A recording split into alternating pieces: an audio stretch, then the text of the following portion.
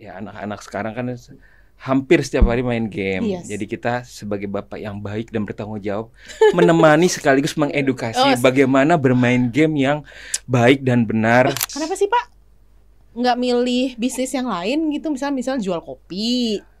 Sudah banyak Oh, udah soalnya. banyak. 200 juta user combine dari industri musik dan film itu masih 2 kali lipatnya. Tahu nggak kamu kalau pasar gaming itu totalnya lebih banyak dari kombinasi dari pasar industri perfilman plus pasar industri musik. Wow. Banyak yang nggak tahu itu.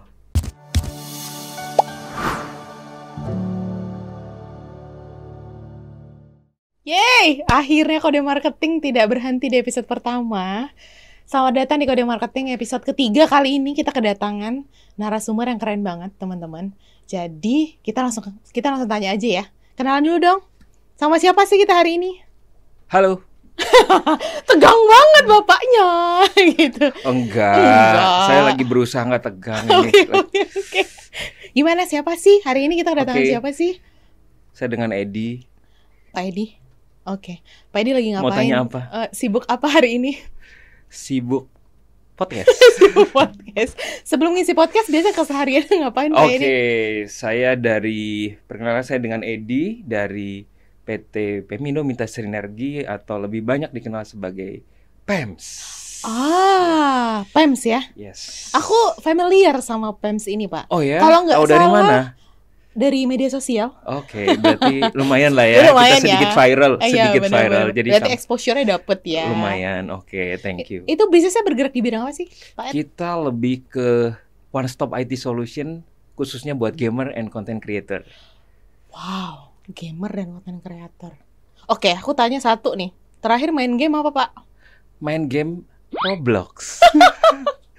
Maklum, Malum ya? kita bapak-bapak Jadi- nemenin anak. Oke. Jadi game bapak-bapak sekarang bukan game AAA tapi Roblox, Oh. Zuma, Angry Bird, Oke. hyper casual gaming lah ya. Fine. Walaupun dulu main game-game AAA tapi sekarang sepertinya sudah back to basic. Berarti tergerus sama Kelihatan generasi banget, ya. kelihatan Sama banget ya kelihatan bapak-bapaknya dan kelihatan umurnya ya. Iya, bener. Berarti terakhir main itu karena anaknya main game itu. Yes, ya kalau sekarang kan ya anak-anak sekarang kan hampir setiap hari main game. Yes. Jadi kita sebagai bapak yang baik dan bertanggung jawab menemani sekaligus mengedukasi Oh, bagaimana bermain game yang baik dan benar. Ke bawah-bawah ya, dunia profesional ke personal ya, Pak Iya ya. dong. Jadi tetap ya spirit gamernya tetap ada. Iya, Walaupun iya, ya mungkin sedikit downgrade ya dari sisi level main gamenya ya. Level main game AAA. Berarti Yes. itu kan level-level gamer yang cukup bisa dibilang freak ya. Game Yes. active gamers. gamers. Dulu. Saat masih aktif. masih aktif. Oke. Sekarang Berarti sudah dunianya casual, gitu ya. Dunianya berarti di seputar gamers dan juga Yes. IT. Yes, gamer, content creator, IT, Wow. it's fun. Awal mula kenapa sih terjun di bidang yang cukup sekarang bisa dibilang itu sebenarnya kan entertainment bisnis ya. Yes, Salah satu entertainment bisnis Ya. gitu ya. kreatif Kenapa? Ya, bisnis. Kenapa sih Pak nggak milih bisnis yang lain gitu, misal jual kopi? Sudah banyak Oh, soalnya. udah banyak. Boleh ceritain nggak awal mula apa sih Boleh inspirasi masuk ke dunia ini gitu? Oke, dulu sebenarnya ya karena hobi ya. Jadi awalnya berawal dari hobi Oke. ngegame. Ya zaman dulu main game di warnet ya, warnet. Ketahuan ya. Bukan iCafe. Mau ngeledek kan? Iya benar ngeledek diri sendiri. Iya. Dari hobi main game, Oke. kemudian gabung di community, kita ngobrol-ngobrol sama komunitas-komunitas, teman-teman di komunitas. Kemudian dari situ kita lihat apa sih yang menjadi problematika di komunitas. Kita sering sharing, nggak cuma sekedar cara main game supaya bisa memenangkan sebuah pertempuran ya. Kalau zaman dulu kan kita main Dota, kita main CS:GO, Point Blank dan lain-lain. Tapi kita berangkat dari problem para gamers di waktu itu, di mana banyak kesulitan-kesulitan yang dihadapi ketika mereka harus memilih perangkat gaming yang cocok untuk memainkan game-game yang mereka sukai gitu. Oh, Jadi oke. awalnya dari situ, Dan dari situ kita akhirnya sering sharing, kemudian kita lihat bagaimana kita bisa memprovide teman-teman di komunitas dengan perangkat-perangkat gaming yang mumpuni, yang cocok dengan level permainan mereka. Dan ya sudah dari situlah, dari awalnya memang membantu, mengedukasi, akhirnya di situ sering jadi tempat contekan atau minta pendapat. Ya akhirnya disitulah berawal, kenapa kita nggak coba seriusin ini dan bisa ini bisa menjadi sebuah saluran berkat untuk membantu komunitas gamer di masa itu sampai dengan sekarang. Sampai dengan sekarang berarti udah berapa puluh tahun, Pak, di dunia ini? 150 tahun, enggak. 15 tahun kurang lebihnya. Oke, wow. Berarti berangkat dari community ya? Komunitas. Wow.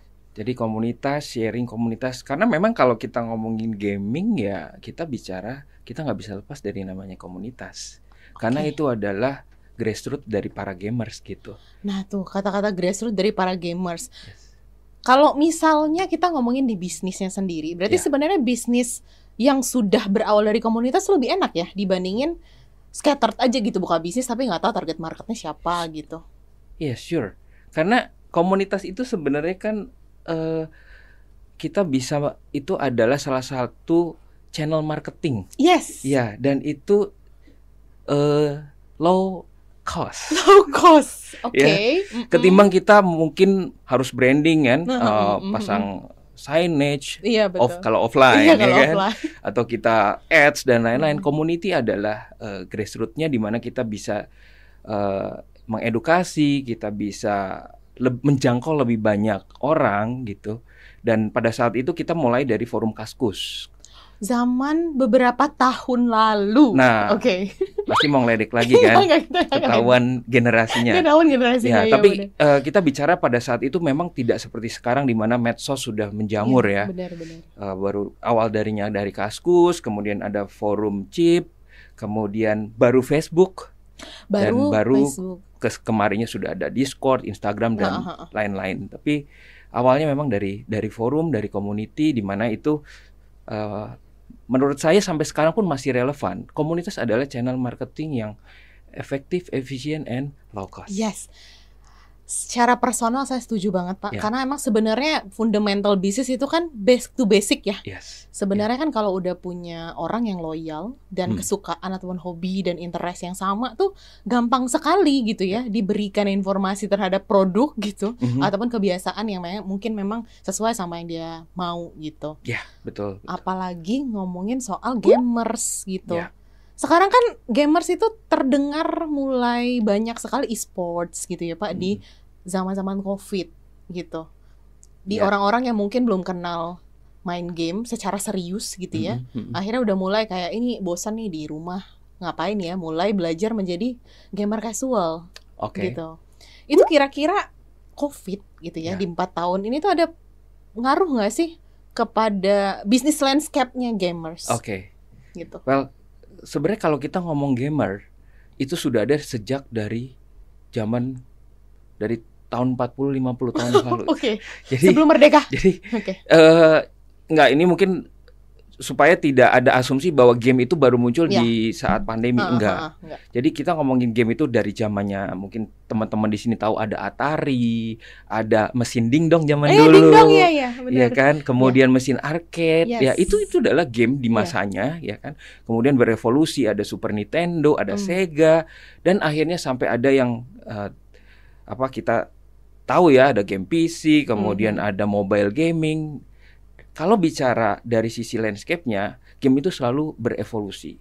Setiap tahunnya pasar gaming itu naiknya double digit, double growth. Dan tahu nggak kamu kalau pasar gaming itu totalnya lebih banyak dari kombinasi dari pasar industri perfilman plus pasar industri musik.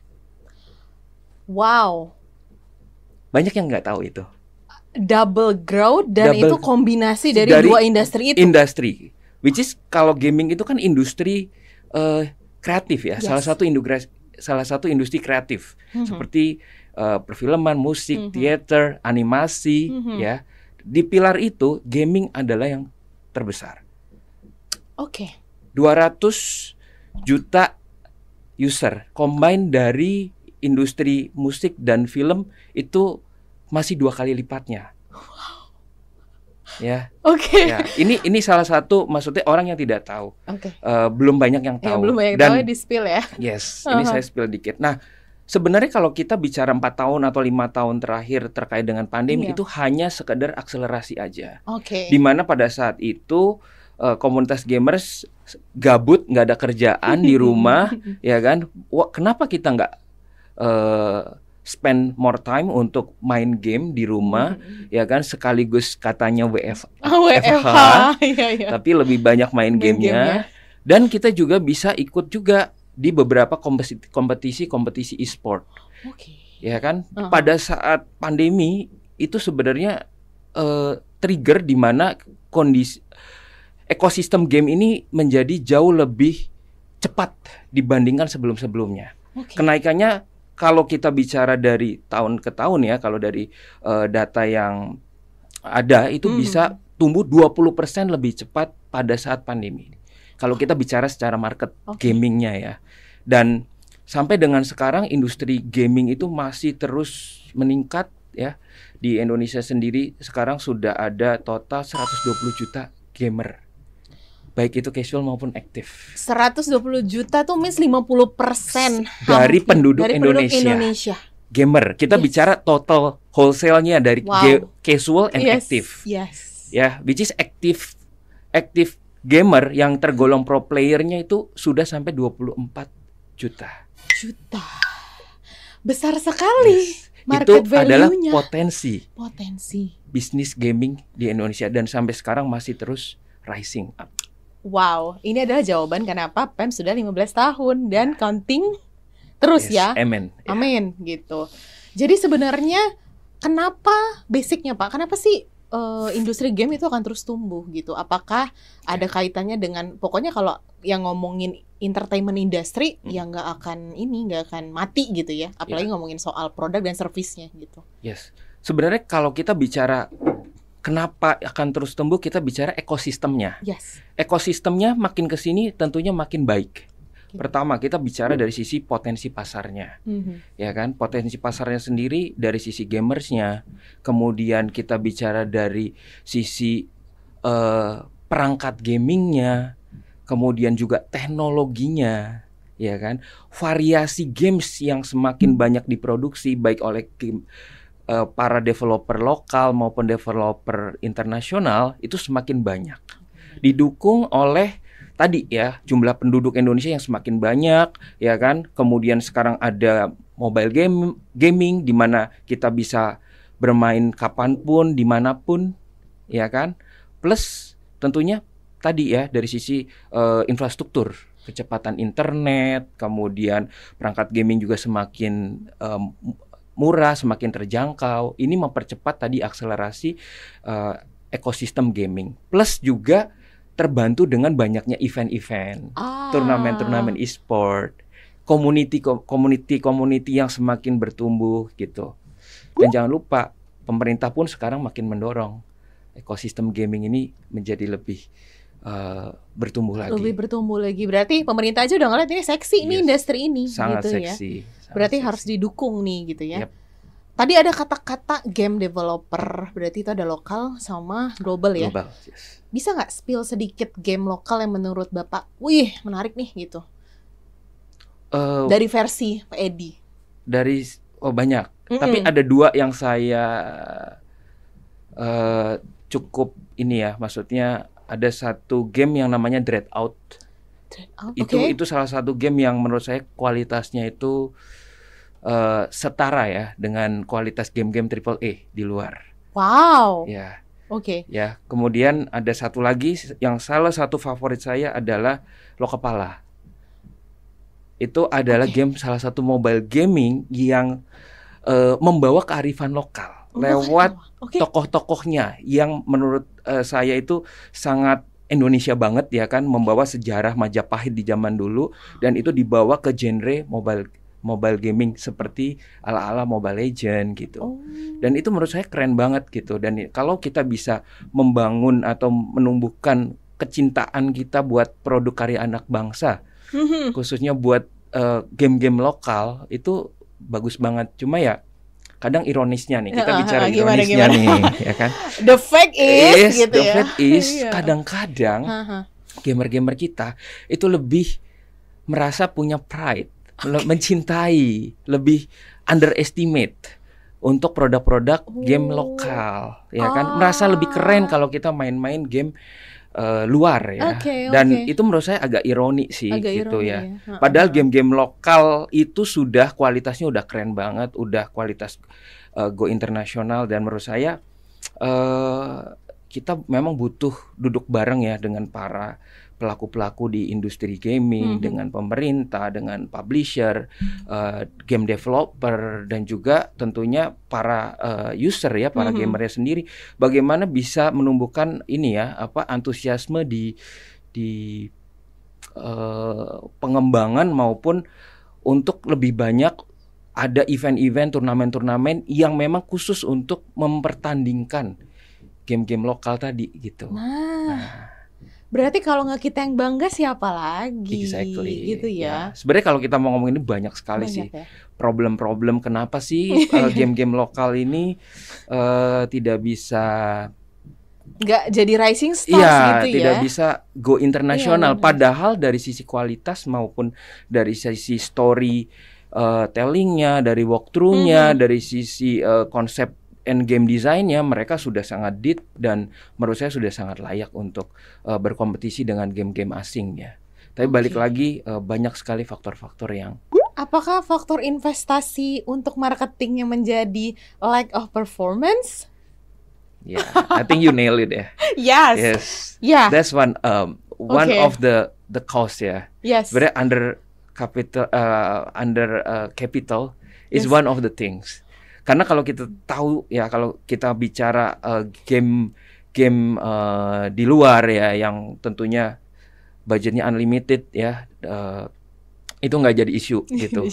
Tapi di sini banyak sekali pengembang game lokal itu tidak mendapatkan akses pemodalan yang memadai.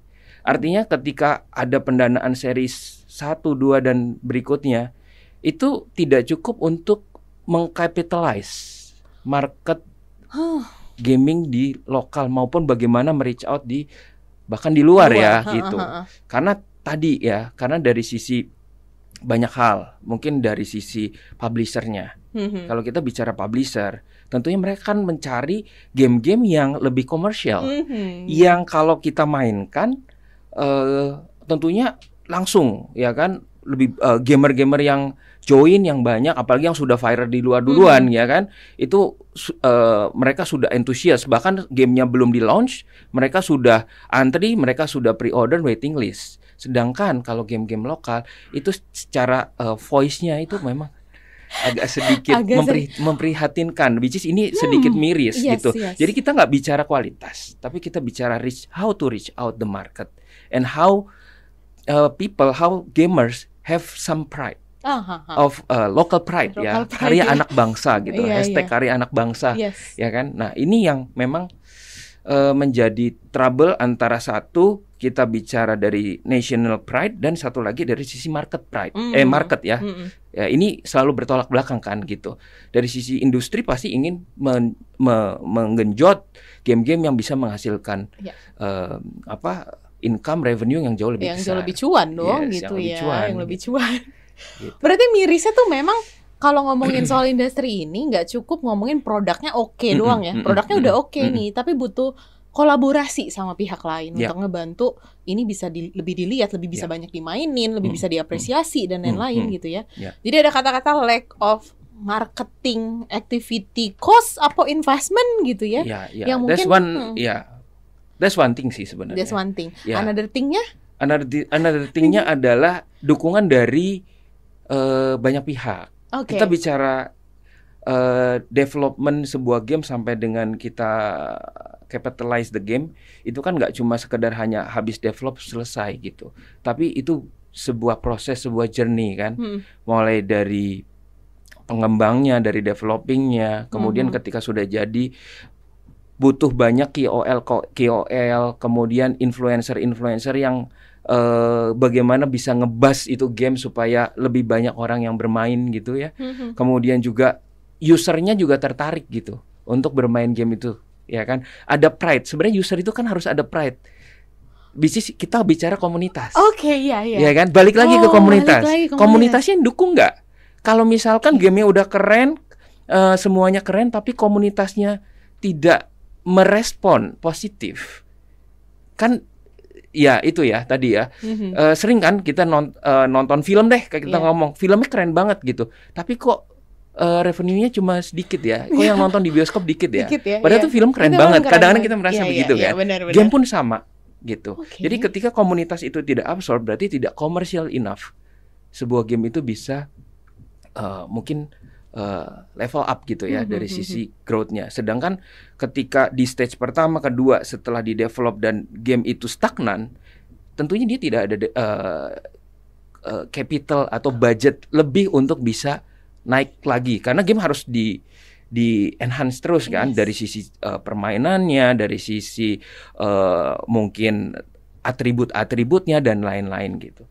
Dan yang paling penting juga adalah saya mau bicara dari sisi dukungan government, pemerintah. Oke. Balik lagi, ini agak sedikit serius birokratif, tapi saya harus bilang bahwa dukungan pemerintah is very matter untuk membangun ekosistem game lokal.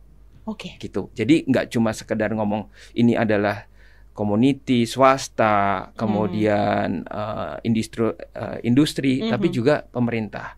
Pemerintah memang sudah memiliki inisiatif-inisiatif yang menurut saya sudah cukup baik, tapi memang perlu lebih banyak realisasi dan eksekusi yang lebih serius. Ya, pemerintah sudah bikin peraturan presiden, bahkan kemarin mengeluarkan Perpres nomor 19 tahun 2024 tentang percepatan ekonomi digital. Percepatan ekonomi digital. Khususnya adalah salah satu pilarnya adalah gaming. Ya kan, bahkan menunjuk ya Menko Investasi pada saat itu Pak Luhut sebagai sebagai bapak yang percepatan industri gamer di Indonesia gitu. Tapi kembali lagi, eksekusi, implementasi, root of the cause-nya itu masih belum tersentuh gitu ya. Jadi ini baru inisiatif awal, konsep-konsep awal, tapi kan butuh bagaimana nih eksekusi di lapangannya. Penurunan ya kan? sampai ke bawahnya sampai tuh belum sampai ya. Tadi kan kita ngomong satu tentang permodalan. Bagaimana pemerintah mungkin bisa menggerakkan pasar, market, supaya memang kita bisa mendukung game-game lokal, developer game lokal. Kan butuh memang diatur. Contoh salah satunya, ini yang saya terpikir aja. Gimana kalau misalkan game dari luar mau masuk, itu harus dikurasi dulu, publishment-nya juga harus melalui publisher lokal dulu. Ini salah satu bagaimana kita bisa mendukung ekosistem game lokal bisa berkancah dan bisa menyeimbangkan dengan tadi ya game-game yang ada di game-game kearifan lokal Indo. Jadi supaya ada balance gitu, ya kan? Dan menurut saya itu juga butuh inisiatif yang serius ya dari pemerintah lebih lagi ya, walaupun sekarang sudah dimulai. Udah lumayan ada kelanjutan nih, kita tunggu nih gitu ya. Harus sampai kepada eksekusi levelnya emang benar-benar dikerjain dengan baik. Betul. Gitu. Yes.